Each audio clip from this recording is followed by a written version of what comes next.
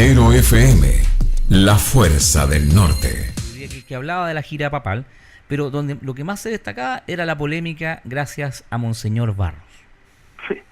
Bueno, Pepe, es lamentable y da mucha pena para nosotros los cristianos que este viaje del Papa, que fue un lujo de tenerlo acá, haya finalmente convergido hacia digamos, concentrar la atención prácticamente en el Monseñor Barros y lo que eso significa en una diócesis chiquitita como la diócesis de Osorno, pero igual queda como una sensación de amargura, de cierto, yo diría, escozor, cuando un Papa viene a Chile a mostrarnos o a decirnos algunas cosas que siempre son importantes, porque entendamos, Pepe, que el Papa es la cabeza del Estado Vaticano, pero cuando el Papa viene a decir algo, viene con un discurso prácticamente preparado, él sabe lo que van a decir fundamentalmente aquí, entonces él viene ya con todo un esquema que acomoda, digamos, el discurso a la cultura y a nuestros problemas, el tema del análisis, la inteligencia que llega al Papa para poder generar no solamente el espíritu y el ánimo evangelizador de su venida, sino que además el cómo él penetra, digamos, etapas de nuestra sociedad, escalas de nuestra sociedad, hablando de cosas muy contingentes. En todo su discurso, lo que deja de manifiesto es que hay una preocupación por el detalle de lo que ocurre en Chile, y él ha hecho una radiografía muy especial de lo que pasa en todo su discurso, cuando habló en todos los eventos, desde que habló en La Moneda, ya hasta lo que habló en la Universidad Católica acá en Santiago, pasando por los jóvenes, Temuco, etcétera, etcétera. Y eso significa que la mirada de él es una mirada muy, muy importante que hay que volver a repasarla, a estudiarla, pero también la parte pública de lo que señalas tú, de cómo fue su generación con Barros, y todo lo que significó y todo lo que ha ocurrido, el respaldo que el Papa le da, digamos, explícito a Barros, indicándole que trajeran pruebas para producir y palabras duras para la gente que está contra esta circunstancia, contra Osorno, ya, que hay que traer algún tipo de evidencia porque son calumnias, etcétera. Entonces, claro. Y lo que señala también el obispo norteamericano ayer o anteayer respecto a cómo de alguna manera le quita piso a lo señalado por el Papa acá, respecto a que hay que revisar mejor el concepto y no darle y no desacreditar a quienes están haciendo las denuncias. La atención del Papa desgraciadamente derivó una cuestión menor. Bueno, y la gran víctima de Caraí principal, pienso yo, es Barros. Entonces yo creo que ahí sí. hay que tener una mirada de Estado para señalar dos cosas. Por una parte, él se va a quedar para las personas que restan, que tienen una penetración, diría yo, muy desmedrado, desprestigiado, de lo a consecuencia de lo de Barros, lo que le quita fuerza a la Iglesia Católica, lo que le quita fuerza al cristianismo, y le da, obviamente, muchas luces y mucha garantía a las personas que no quieren a la Iglesia, y que claramente hay también miles de ellos que están interesados y disfrutan de esta caída en la popularidad de la Iglesia, y probablemente por no coincidir con la Iglesia, ellos, las personas digo que están en contra, se sienten también resarcidos en cómo ven, como nuestra Iglesia, como ven el líder espiritual del Occidente, cae. Y tiene que ver con otras cosas que hemos ya visto acá en el Estado, Pepe, respecto a lo que significa en concreto y en el conjunto, en lo global, la caída del Occidente, la pérdida de valores y tantas cosas que están asociadas a eso. Por eso que, desgraciadamente, la sensación que deja la llegada del Papa, o la pasada del Papa por acá por Chile, que no es la misma que por Perú, por ejemplo, es que no aprovechamos, digamos, de poder, mantener una tensión más clara de lo que él venía diciendo. Así que, pero igual, rezamos por él, y como él pide, y ojalá que todo este asunto se arregle, ojalá en el más corto plazo, Pepe. Bueno, eso es el tema del Papa para ir cerrando. Hay varios temas y lo quiero llevar a eso. Usted hablaba de un tema relacionado con los valores, con la moral, que después lo vamos a ver porque tiene relación con algunos de los temas que han sucedido el fin de semana. Con la visita del Papa, los medios se abocaron a eso más que todo, la gran parte de los medios, estaba sonando esta polémica del Banco Mundial que había adulterado las cifras, que nos perjudicó, que perjudicó básicamente a la presidenta Bachelet. Es de esperar que ese tema resurja o se vuelva a aclarar, porque uno de los voceros del Banco Mundial que dijo, oye, la embarré, después se desdijo, ese es un tema. Y después pasaron otras cosas que pasaron colado. Hubo un acuerdo entre SQM y Corfo, está el tema del CERNAC y el Tribunal Constitucional. Entonces, son temáticas que la comunidad tiene que también estar al tanto y muy alerta también de lo que está aconteciendo en nuestro país. Así es. Bueno, ¿por cuál te gustaría que empezáramos de lo que citaste? Vamos con el tema de SQM Corfo. Bien. Bueno, ese es un tema muy importante. Soquimich Corfo es un tema que venía andando, digamos, caminando así en forma errática hace bastante tiempo. Digamos, Soquimich es uno de los digamos, aspectos de las empresas que estuvieron vinculadas a la última parte del gobierno de Pinochet y quedó, digamos, en manos de un yerno de él, que eran los Ponce Lerú. Exacto. Y eso ya significaba un tema distinto. Después, en este último tiempo, aparece Soquimich con un problema serio de gestión interna respecto a regalar platas transversalmente a todos los parlamentarios, sí. Cuestión que originó una bulla y un desasosiego y un escozor enorme, porque nos dimos cuenta, esta empresa, que de altísimos recursos, también financiaba políticos de todas las tiendas, sí. Transversalmente, desde la izquierda hasta la derecha. Y también conocimos de cómo un partido muy poco empresarial, digamos, en su estatuto, en su génesis, como es el Partido Socialista, mantiene acciones dentro de su crisis. Entonces, o relaciones, digamos, financieras. Entonces, yo creo que ahí, y para terminar todo esto, una competencia interna entre Corfo y Soquimich, a objeto de que las concesiones que son entregadas para la explotación del litio, los salarios, etcétera, en el norte, pasaban por un momento muy difícil, donde Corfo, el Estado, digamos, quería un nuevo trato en respecto a los contratos, esto que se señala, para acceder a mejores condiciones, para que se renovara la concesión de esas sales a Soquimich. Entonces, si tú pones todo esto en un cuadro, nos vamos solamente a la parte técnica, sí. que tiene que ver con el acuerdo Corfo-Soquimich. Es probable que cejemos el análisis porque tendríamos que estar en todo su conjunto. Pero si se trata, yo diría que una negociación técnico-económica y una negociación política. La parte política decía, sáquenme a Ponce Lerú de ahí, como creyendo al Estado o los personeros que sacando a Ponce Lerú se acaba el problema. En la parte de negociación, de contracción por hacer aportes de sales y de litio, digamos, enormes, que tienen que ver fundamentalmente en China, ¿eh? Y había un proceso en curso muy interesante. Estaba entrampando esta pelea, digamos, Corfo-Soquimich, tapando esas negociaciones, y finalmente Soquimich hace lo que tenía que hacer. Saca nominalmente a Ponce Lerú y a concesión que entiendo son de 30 años más respecto a la explotación de esos salarios de ese litio. Pero, como tú señalabas recién, pasan colado muchas cosas, y como hemos hablado muchas veces acá en Razones de Estado, las cosas importantes del país, cosas que nuestros auditores debieran de rápido pasar. Tratamos de hoy día, en saber exactamente lo que ya está en proceso, el saber lo que ahí pasa. Me imagino que la nueva Cámara y el nuevo Senado pedirán oficios a Corfo para que se explique exactamente los salarios, el litio, finalmente no va a ser chileno. Y eso es muy triste, porque nosotros,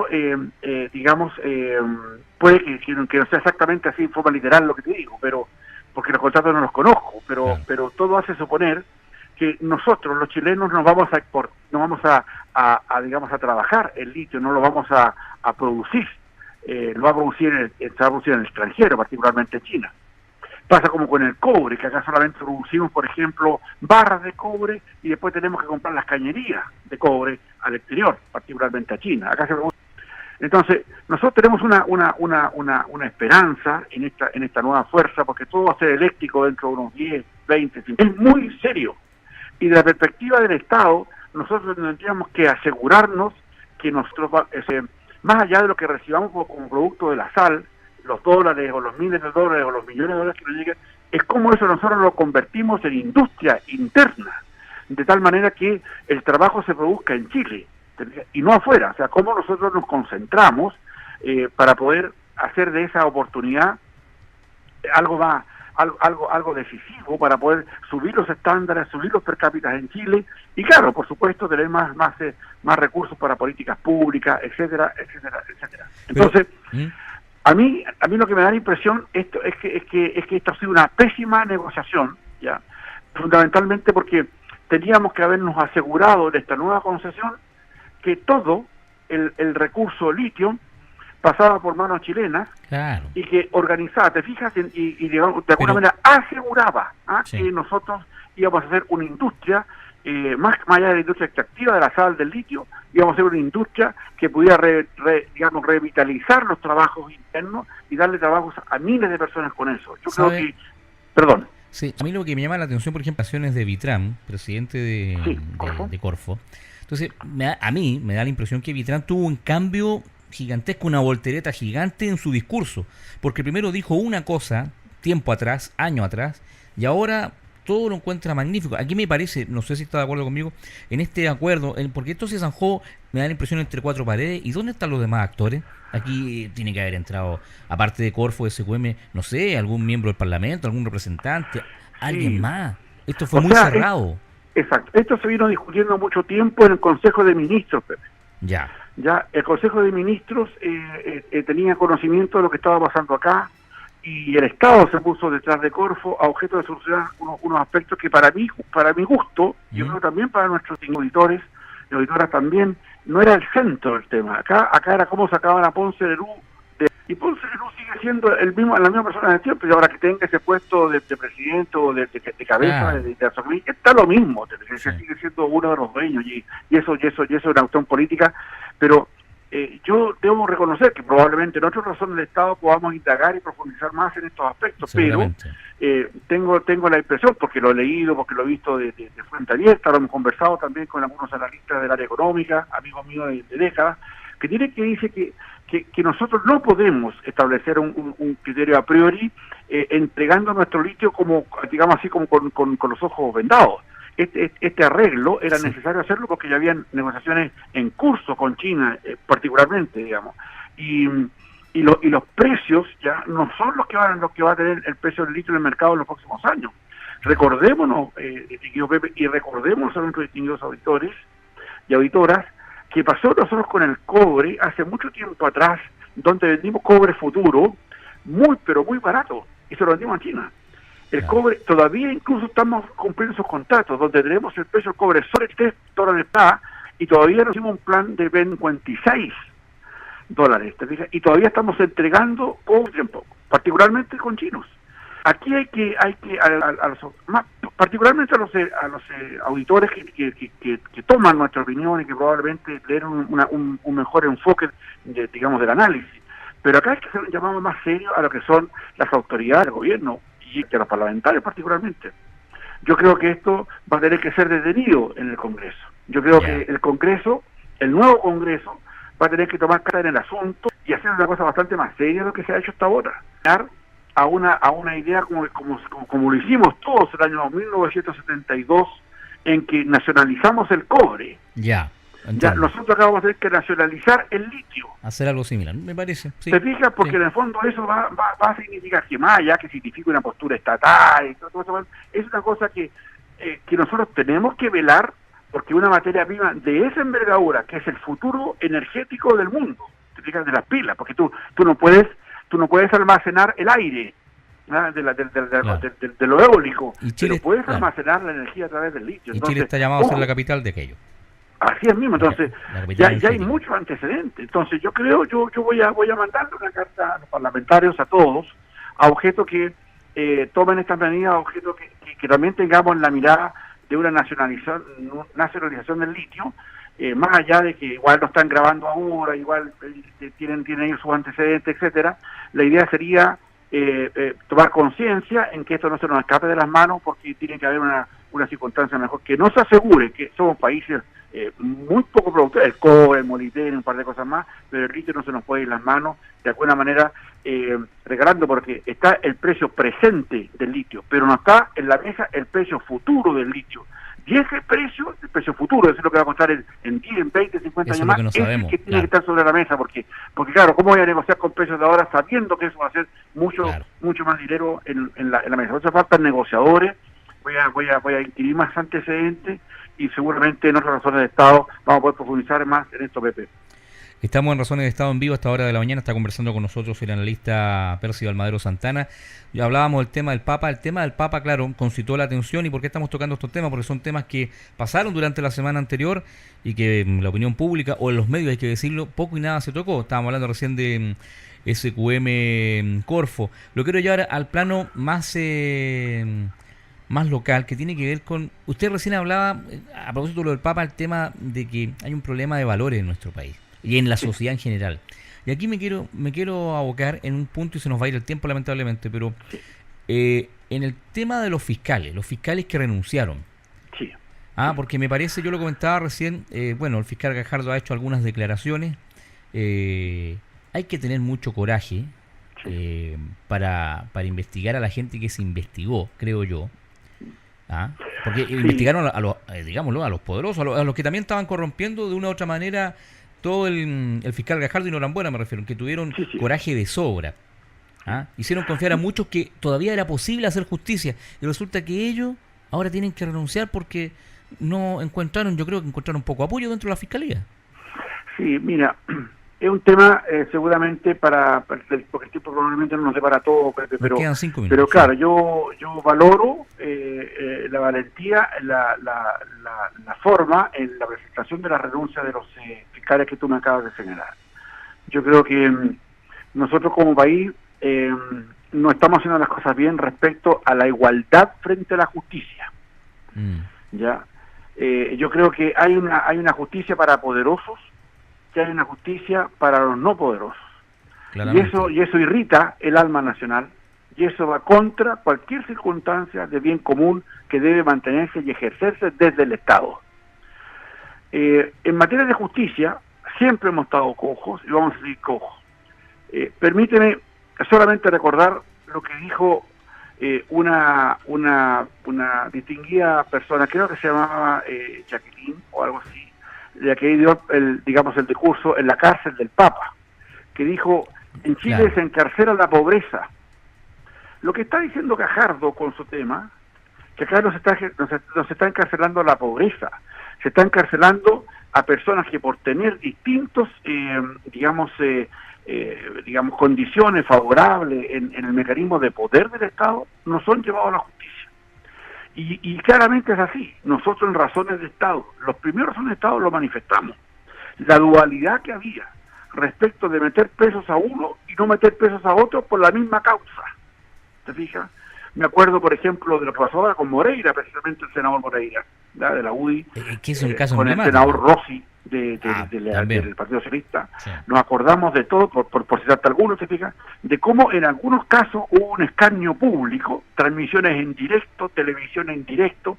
¿Te acuerdas también de casos como ocurrieron acá con otras empresas vinculadas al ámbito financiero, que por haber entregado recursos al Estado o recursos a los parlamentarios transversalmente, finalmente, los lincharon en la plaza pública?